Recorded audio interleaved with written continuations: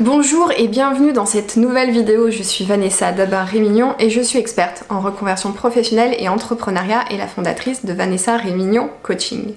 Alors, aujourd'hui, on va aborder les alternatives en cas de rupture conventionnelle refusée. Mais avant d'aller plus loin, je t'invite à télécharger gratuitement un cours qui t'est offert pour pouvoir réussir ta reconversion professionnelle. Alors, quelles sont ces fameuses alternatives en cas de refus de la rupture conventionnelle? Alors, il y en a, j'en ai noté 5. Alors, les deux premières sont celles où vraiment aujourd'hui, tu ne peux plus attendre, tu as vraiment besoin de quitter ton entreprise. Donc, le premier dispositif, ça va être la démission.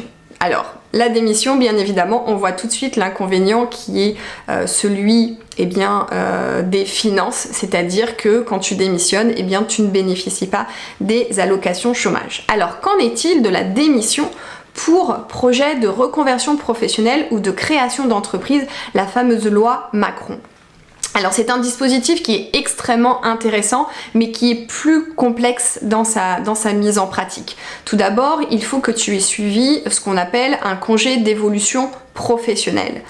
Ensuite, il faut que ton nouveau projet professionnel soit validé par une commission paritaire interprofessionnelle régionale et si c'est validé, tu as 6 mois pour pouvoir t'inscrire en tant que demandeur d'emploi. Et Pôle emploi, bien évidemment, va vérifier que les différentes étapes ont été correctement menées pour pouvoir te verser tes premières allocations chômage. Le deuxième dispositif, encore une fois, si vraiment tu es pressé de quitter ton entreprise, ça va être l'abandon de poste. Alors, l'abandon de poste, c'est quoi? C'est le fait de ne pas se présenter sur son lieu de travail et de ne pas le justifier. En règle générale, on a à peu près 48 heures pour... c'est pas à peu près, c'est qu'on a 48 heures pour justifier auprès de son employeur de son absence. Et du coup, l'abandon de poste, c'est je ne me présente pas sur mon lieu de travail et en plus, c'est silence radio, je ne me justifie pas. Donc, l'issue de ça, c'est une procédure de licenciement, soit pour cause réelle et sérieuse, soit pour faute grave. Tout va dépendre de comment ton employeur va considérer ton comportement. Alors quand c'est un licenciement pour cause réelle et sérieuse, tu bénéficies d'une indemnité de rupture, de licenciement, tu bénéficies d'une indemnité de préavis, tu bénéficies de ton indemnité compensatrice de congés payés et du coup tu peux t'inscrire au Pôle emploi et donc bénéficier des allocations chômage. En revanche, quand c'est pour faute grave, tu ne bénéficies ni d'une indemnité de rupture du contrat de travail ni d'une indemnité de préavis. Par contre, tu bénéficies de ton indemnité compensatrice de congés payés et tu peux par la suite t'inscrire en tant que demandeur d'emploi.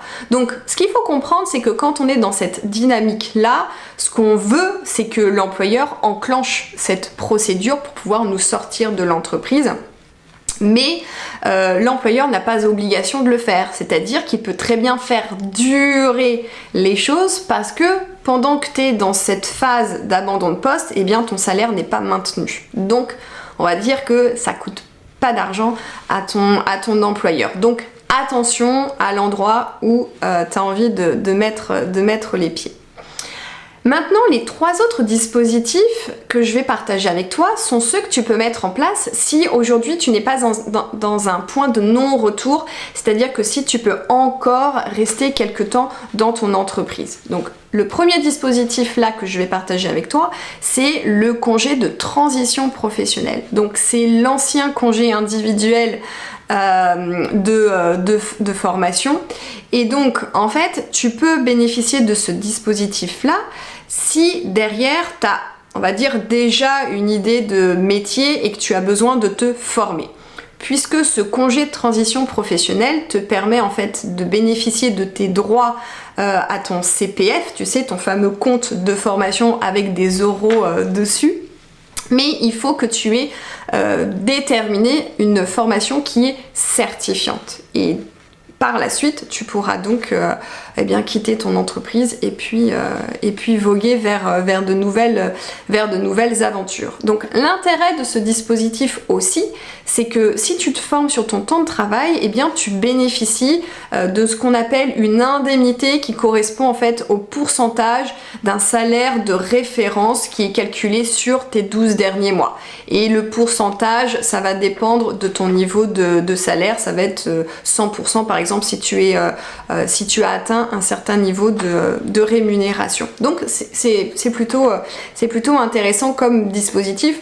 Encore faut-il avoir l'idée de ton futur métier. L'autre dispositif, ça va être le congé ou le temps partiel pour création d'entreprise. Donc là, il y a des conditions à remplir, bien évidemment. Il faut avoir au minimum 24 mois d'ancienneté dans ton entreprise.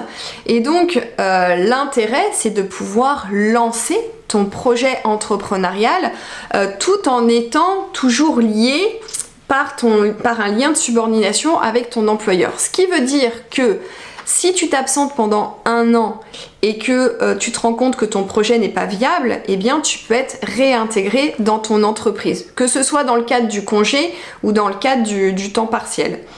Quand on opte pour le temps partiel, ce qui est intéressant, c'est qu'on maintient quand même un certain niveau de rémunération. Dans le cadre du congé, eh bien pour création d'entreprise, à 100%, eh bien évidemment, tu n'es plus rémunéré. Et en plus, dans ce cadre-là, tu es toujours lié contractuellement avec ton employeur, donc tu ne bénéficies pas d'aide à la création d'entreprise et tu ne bénéficies pas non plus des dispositifs prévus par Pôle emploi dans ce cadre-là. Donc il y a des avantages et des inconvénients. L'autre hypothèse, l'autre dispositif que je veux partager avec toi, et ça sera le dernier, c'est le congé sabbatique. Donc là, il faut au minimum 36 mois d'ancienneté dans ton entreprise ou 6 ans d'ancienneté dans ta carrière. C'est 6 ans d'activité tout cumulé. Donc là encore, congé sabbatique, ça veut dire que tu sors de ton entreprise 100% de ton temps et que tu as la possibilité d'avoir du temps pour mener ta réflexion sur ta reconversion professionnelle, mener du temps pour éventuellement créer et lancer ton entreprise. Donc l'inconvénient, c'est que tu n'as pas de rémunération, encore une fois. Ici, dans le cadre du congé sabbatique, tu vas retrouver les inconvénients et les avantages du congé ou du temps partiel pour création d'entreprise.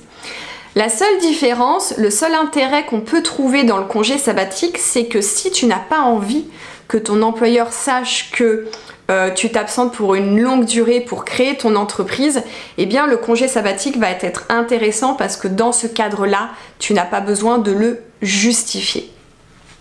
Voilà, donc j'espère que ces 5 dispositifs t'auront éclairé et te donneront l'opportunité vraiment de quitter l'entreprise dans laquelle aujourd'hui tu ne te retrouves plus pour pouvoir te construire un nouvel avenir professionnel. Si tu penses que cette vidéo peut aider des amis, des collègues, des connaissances, surtout n'hésite pas à la partager et à la liker. Et nous, on se retrouve très prochainement pour une nouvelle vidéo.